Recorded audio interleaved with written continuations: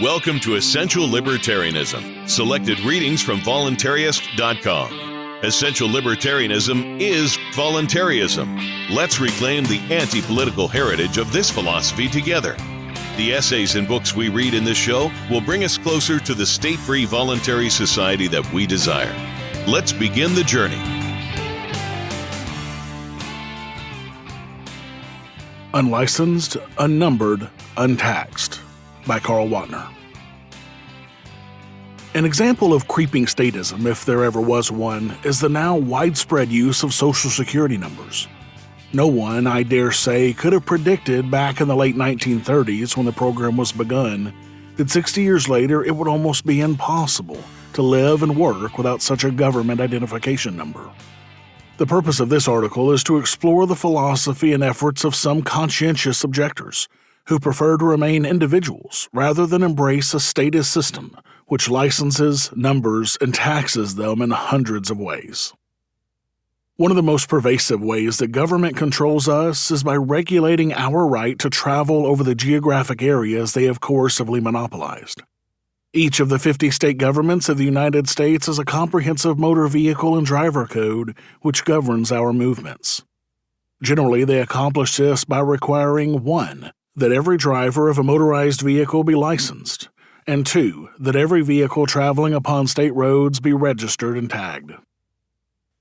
A citizen cannot claim a right to travel upon roads that his fuel taxes and general tax monies have helped build.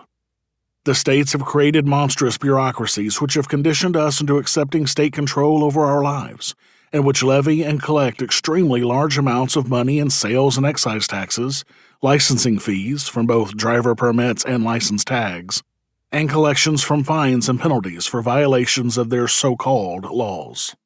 In short, the motor vehicle licensing monopoly is big business, and because motorized transport has become an integral way of life to us, it becomes extremely difficult to escape the tentacles of the state. Even the Old Order Amish, a religious group which largely rejects the use of modern automobiles and trucks, find themselves involved with a modern state, much to their displeasure. Though the Amish are not required to have driver's licenses, in at least some states their horse-drawn buggies must be tagged before they can legally be driven upon state roads. The Amish have also been fighting building codes and permits for decades. In some localities, the local licensing authorities even demand that they obtain permits to erect outhouses. Another tenet of their religion looks askance upon insurance. Hence, they refused to become voluntary participants in the federal Social Security program when it was extended to them in the early 1950s. After the seizure and forced sale of some Amish horses and farm implements, the U.S. Congress passed legislation that exempted the Amish from contributions to Social Security. Nevertheless, this did not relieve the Amish from the liability of filing and paying federal income taxes. They are still expected to obtain and use a federal identification number upon their tax returns, though the IRS has a special form for those Amish who refuse to get a Social Security number. And if they employ non-Amish hired help, they still must make payments to the Social Security system on behalf of those employees. So, if an organized and long-recognized religious community, like the Amish, cannot insulate and isolate themselves from the statist beast, what are those with voluntarist sentiments to do? What chance is there to remain unlicensed, unnumbered, and untaxed? Voluntarism is perhaps the most important libertarian philosophy, and this podcast is designed to give you a piece of that. But there is a ton of other information out there on the topic of voluntarism. This is why we've compiled an easy list of great voluntarist resources in one location as a one-stop shop for the very best voluntarist content out there. From authors such as Lysander Spooner, Henry David Thoreau, Etienne de la Boétie, Larkin Rose, Carl Watner, Herbert Spencer, and more at essentiallibertarianism.com/books. The best part is that every time you buy something from that list, you help support this show without having to pay a penny extra. So go to essentiallibertarianism.com/books today to start or accelerate your journey to the only non-political, non-violent strategy to achieve a free society and help us delegitimize the state. EssentialLibertarianism.com/books. Roger Barker, a subscriber to the Voluntarist, brought to my attention another approach used by some in the Patriot movement, especially in the western part of the United States. One of the Patriot groups in which he participated during the 1980s held regular right-to-travel meetings. Many of the regulars had no driver's licenses, though nearly all of them traveled around in registered automobiles. He recalls that George Gordon, one of the Patriot leaders who developed a course on the common law, once came through town. He was traveling from Missouri to California in a motorhome with UKG plates, United Kingdom of God. George Gordon, like other religious patriots, realized that the church has the authority to license both drivers and vehicles. One group which has taken the lead in this area is the Embassy of Heaven Church. An ambassador of the Embassy of Heaven Church has church-issued license plates on his car, a church-issued registration and certificate of title, and a church-issued driver's license. The pastor of the Embassy of Heaven Church is a man by the name of Paul Revere. Born in 1949, Revere was reborn in the mid-1980s when he began using his new God-given name. 2 weeks after his state-issued driver's license expired in 1985, he was stopped by the police and hauled to jail because he could not display a driver's license. He was forced to spend 30 days in jail, the maximum time allowed by Oregon law for this crime. The idea for church license plates was the brainchild of his wife, Rachel, who was stopped 5 years ago for having no license plates on her church car. He and his wife and their 2 children, ages 13 and 10, live on 34 acres owned by the church. In 1987, Revere issued a proclamation of land use, declaring that the church property was exempt from state and county property taxes. In July 1994, the church faced a showdown when officials from Marion County, Oregon, began foreclosure proceedings. As a result of his experiences with the law, Paul Revere and the Embassy of Heaven Church have published 2 manuals explaining their position. Renamed by Heaven is a handbook for those who believe that God is calling them to a new life and a new identity. It is a practical guide for establishing a new name, given not by men, but by Heaven. Licensed by Heaven describes how to obtain a Heaven driver's license and Heaven registration plates. So equipped, the church's people have severed the licensing tie with the world order. Revere also publishes a bi-monthly newsletter. Other related audio and written materials are available. The Embassy of Heaven Church meets the state on its own grounds. By providing a driver's license, car registration, and tags, the state cannot claim that the driver is not licensed nor has his car untagged. The only argument left for the state is what authority issued the documents. The state's attitude is, if you don't have a driver's license, don't drive. The church's response is that it issues driver's licenses under the power and authority given us by Jesus Christ. We have never surrendered the authority to issue driver's licenses to the state. Now, when the police stop us and want to see a driver's license, we give them one. If the police and the courts refuse to accept the driver's license, they have to deny the kingdom of heaven and the right of the church to be regulated by a higher authority. Who is the state to sit in judgment over a church document? When the state charges that the church license is invalid, they have entered into the church's affairs. The state cannot make determinations on the validity of license issued from other jurisdictions. There is no law that says a church cannot issue licenses, tags, or registrations. As the Embassy of Heaven Church asserts, the state cannot decide what the church can and cannot do. That is outside their realm. In order to understand the Embassy of Heaven Church approach to licensing matters, one must comprehend the concepts of residency and jurisdiction. Typically, a state will define a resident of that state as a person who engages in gainful employment in the state or who remains in the state for a consecutive period of 6 months or more, regardless of the domicile of the person. The church takes issue with the state definition of residency because therein lies the key to the state's jurisdiction. The church insists that residency is spiritual, not territorial, and that being in the state's territory does not necessarily make one a resident of the state, even if one lives there for more than 6 months at a time. The church points out that diplomatic officials and ambassadors live in foreign countries for long periods of time. They do not become residents of the state because their allegiance remains with the government which they represent. Similarly, those whose allegiance rests with Jesus Christ and the Embassy of Heaven Church are not subject to the jurisdiction of the government of the land in which they reside. They are subjects of Christ, not any worldly government. The Church's position is that you are the final authority on where you reside and where you put your allegiance. No state can decide this for you, unless you let them.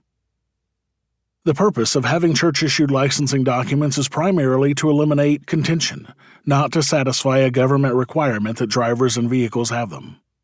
The Church wants to eliminate controversy so that its ambassadors can go on doing the Lord's business without being hassled by the police or encountering hostile public opinion.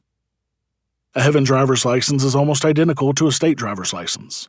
It has the words driver's license printed across the top of the card. It has your name and signature. It has your personal data, eye color, hair color, sex, height, and weight. There's even a place for a mugshot if you want one. No driving test is required. On the application for a driver's license, there is a statement that says, "I declare that I am competent to drive a motor vehicle." Nor is there any need for commercial insurance. Car insurance is a requirement for state residents. The Church explains that those at licenses are residents of heaven, and therefore not required to carry any insurance. The Church does, however, add that God requires that we be responsible for our actions. If we hurt someone or damage property, then restitution should be made to the best of one's ability. In Renamed by Heaven, Paul Revere explains that, before America became a socialist state, births were recorded in the family Bible. Parents asked God to bless their children. Their children were dedicated to God. But now Americans have forgotten God. They look to the state as their creator, Lord, and protector. Consequently, nearly all Americans today are tied to the state through state-issued birth certificates. Without such a registration form, it is impossible to obtain a Social Security number, a driver's license, passport, voter registration card, even open a bank account or cash a check. A state birth certificate effectively makes us a creature of the state because we are dependent upon that document to receive state-granted privileges. Nearly all the members of the Embassy of Heaven Church have state-issued birth certificates issued when they were born. What have they done to erase this stigma? The Embassy of Heaven's Church answer to this problem is not to rescind one's original birth certificate. Not being a contract, it is not subject to rescission, but rather to simply change one's name without involving the state. The new name simply supersedes and cancels the old one. It is an established legal practice that a man may change his family name freely without court authorization if he is willing to communicate the name change to all those with whom he conducts personal and business transactions. This common law method of name change is widely recognized in this country, though the state loses a measure of control if people don't use the courts to obtain a name change. The Church's position coincides with a common law. You are the final authority on your name. No man can tell you what your name is. Your name is between you and God. Regardless of what one thinks of the Church's approach to licensing, it in fact displays a very voluntarist attitude in its renunciation of all ties with state and federal governments. The Embassy of Heaven Church realizes that asking a court to legalize your name change is recognizing its jurisdiction over you. Hence, it rejects that route. In a church newsletter, Paul Revere wrote that there is no salvation in the courts at any level if we renounce all ties with state and federal governments. We may lose our loved ones, our possessions, and possibly go to jail, and even lose our lives. He further admonishes adversaries of the state to never build a defense in court. If you do, you have consented to the decision-making power of the court. You are better off getting a contempt of court than to participate in their proceedings. Do not let them try you because it is none of their business. They want you to believe in their system and submit yourself to the way they want to do things. Just because they have the guns and the police does not make them right. The difference between the voluntarist approach and that of the Embassy of Heaven Church is that the Church relies upon the Christian religion as its bulwark in resisting the state. Only those who give their allegiance to Jesus Christ are eligible to use the Embassy of Heaven Church documents and procedures. Church doctrine effectively prevents all non-Christians from seeking spiritual freedom, since non-Christians do not accept Christ into their lives. Voluntarists, on the other hand, believe that all mankind is one. That is, the New Testament dictum to seek the truth, and the truth shall make you free applies to all men and women, not just Christians. Every individual person, regardless of his or her religion, has ownership rights over his or her own body and mind, and to that property which he or she justly acquired. Freedom is not just limited to those of the Christian faith, because freedom is an attitude of mind, a recognition that you control yourself, rather than letting some outside authority dictate your actions. In fact, there are some Christians who would use the government to enforce their view of the world upon others. Whereas the Church says its members are not residents of the state, thus escaping its jurisdiction, the voluntarist says that the state should have no jurisdiction over anyone at all. Residency has nothing to do with the matter. The state is a coercive institution, completely at odds with the moral laws that decry thievery, slavery, and murder. Evil in any form should not be legitimized, so the voluntarist refuses to grant validity to the state's claim of jurisdiction, even over residence. As far as licensing goes, the most the voluntarist will grant is that the owner of a roadway is the proper licensing authority. The voluntarist does not consider the state the proper owner of the roads because the roads are built with stolen tax monies. Why should the state, the Embassy of Heaven Church, or any other non-road owning entity be able to license vehicles and drivers on roads which they do not own? In claiming that the Church is just as legitimate a licensing authority as the state, the Church evades the real issue. On what grounds does the state act as a licensing authority? The Church is also at work on issuing its own passports, rather than saying that the state has no right to demand travel documents. Voluntarists believe in challenging the state head-on, yet they and other conscientious objectors share a common philosophical insight with the members of the Church. Might does not make right. The state rests on might, therefore it should be rejected. Without coercive governments, many people would surely remain unnumbered, unlicensed, and untaxed. What the Church would do about licensing if the state were to disappear is its own decision. The important thing is that it leaves us alone and supports itself by voluntary means. Like other voluntary institutions, it will then receive our praise for living by the voluntary principle, even if we do not choose to personally endorse it by becoming a member. Thank you for listening to Essential Libertarianism. You can check out the archives of all of our episodes at essentiallibertarianism.com. And you can subscribe to future episodes on any podcatcher, including Apple Podcasts, Stitcher, Google Play, and more. This has been a Pax Libertas Productions podcast.